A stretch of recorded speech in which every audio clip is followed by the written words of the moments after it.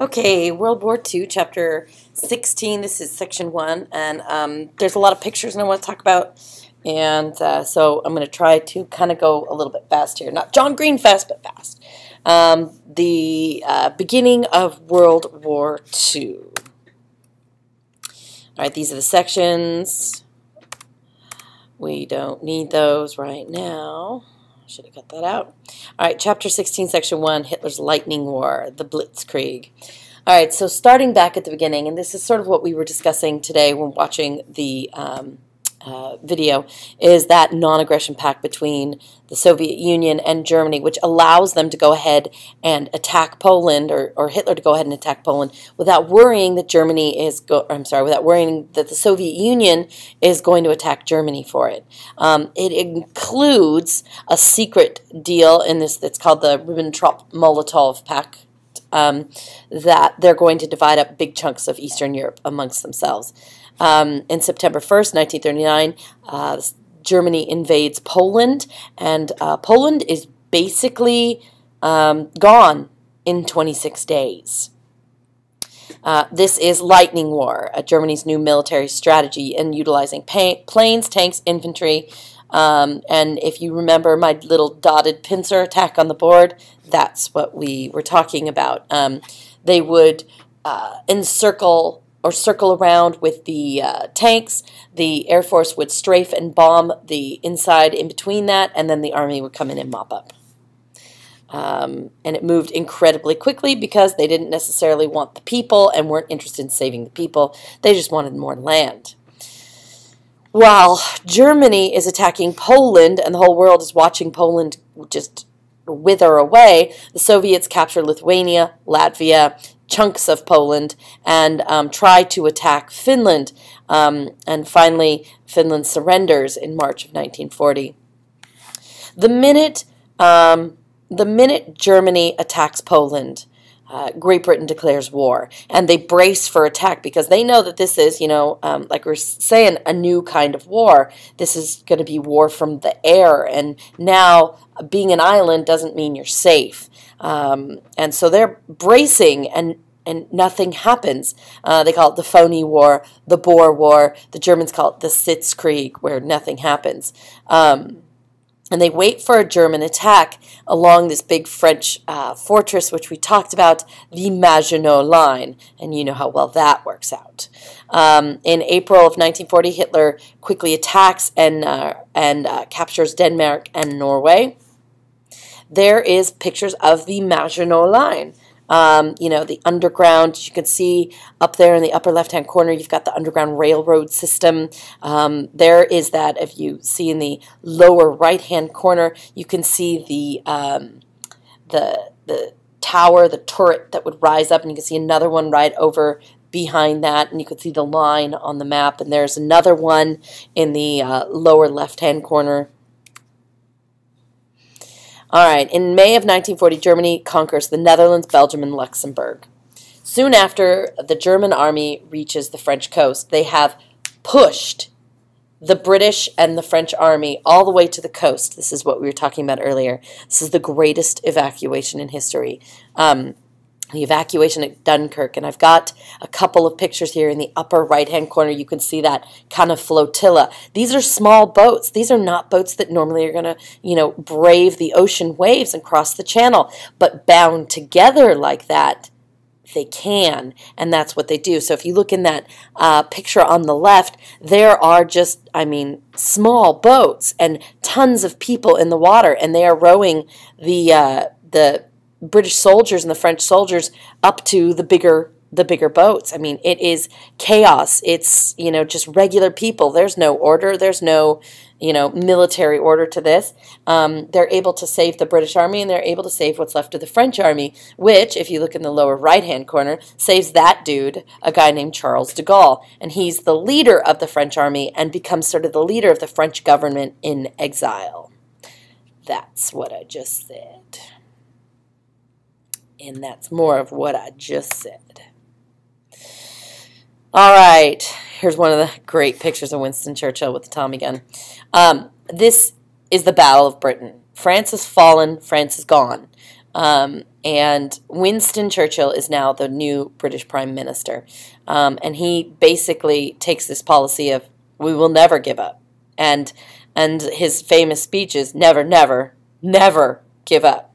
That you will have to break us all to get this island. And Germany plans an invasion of Britain. And they begin by just attacking them almost all night, every night. And it begins in 1940.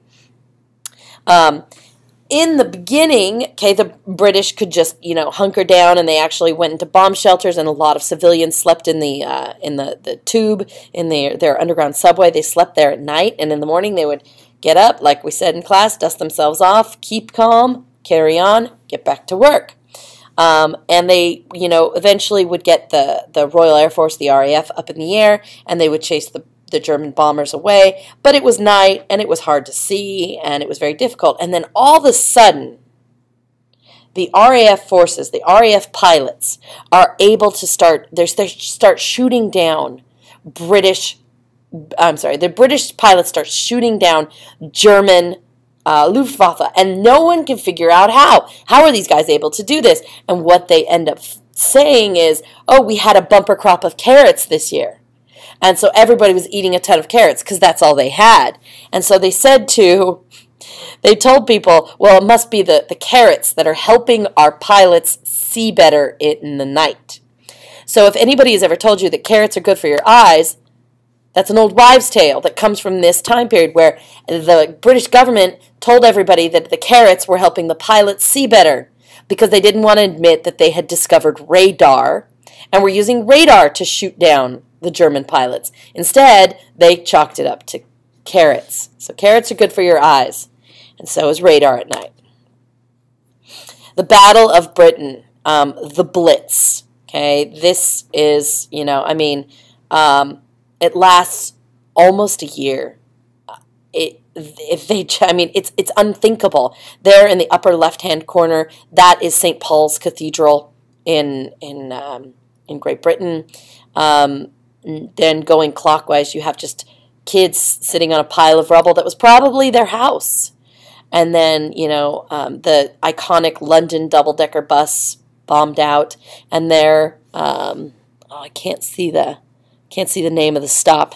But if you look at the lower left-hand corner, that's people sleeping in the subway every night. And they would literally kind of go down there and sleep. You can see there's, a baby down there. And that's what they did every single night, and they did it for a year. And Hitler just couldn't believe that they would keep resisting, even though he was destroying them every night. And they would get up every morning and say, yep, that was a bombing. Keep going. So finally, Hitler says, all right, forget it. Forget Britain. We'll come back to that later. Mussolini... and if you remember from the Mussolini biography, did everything possible to stay out of the war for as long as he could, because he knew his people were not ready. But he finally, after France falls to Germany, then Mussolini declares war on it, and then he declares war on Great Britain. So what does he do? He's not going to get in where the real dirty fighting is. He attacks the British in North Africa and kind of in Egypt. And the British strike back. And when the British start fighting the Italians, they're beating the heck out of them, and the Italians are falling back and falling back. And like we saw in the Mussolini biography, Hitler has to send German troops down there to save Mussolini's troops. And the guy he sends down there is a dude named Erwin Rommel. His nickname is the Desert Fox. He's a tank commander who's a military genius. And at first he falls back a little, and then he just beats up on the British. Hitler also has plans to invade the Soviet Union. If you remember, Mussolini, after falling back and getting kind of booted out of northern Africa and Egypt, then turns around and invades Greece. And I love this little political cartoon on the right-hand side, where you can see in the background there's the caricature of Mussolini being chased by the Greek bull. But it isn't until the until Hitler's forces and the Nazis move in, that these places really start to fall. You've got the Yugoslavia falls, Greece falls, Bulgaria falls, and you can see that political cartoon. They're just being lured in and destroyed. All right, Hitler invades the Soviet Union. Germany invades a very unprepared Soviet Union in June of 1941. And keep in mind, as we've learned from Napoleon, you don't want to put off your invasion of the Soviet Union too long, which Hitler did. He sort of did that, well, you know, we move so fast, and it's no big deal, it's no problem, they're not expecting it. So he waits until June to invade. And the Soviet Union does the same thing that they used to do when they were Russian, and the same thing they've always done. They retreat. They draw you deeper into the country. And as they retreat, they do what's called scorched earth. They burn everything. They destroy all the livestock, or they take it with them. They burn every building. They burn every field. There is nothing that you can take to shelter yourself or to eat. When they get to Leningrad, it is awful. I mean, it is probably one of the worst battles of the war. House-to-house fighting, a huge, long siege. I mean, cannibalism. Yeah, gnarly, gnarly stuff. The Germans almost capture Moscow, and this is a really awesome picture I just found. And you can see that. It's hard for us to know, but those are bombs exploding over the Kremlin in Moscow. So what are we doing? Well, we are still trying to stay out of it. And most Americans, you know, want to remain isolated. Okay, you remember your isolation move. And President Roosevelt fears that, and his concern is that, like, look, if France is already gone, if Britain goes, who will stand with us? No one. And so he sees the writing on the wall. And so what he does is he's trying to strengthen the Allies, strengthen them, so that they can resist Germany until he can get enough support to get the United States into the war.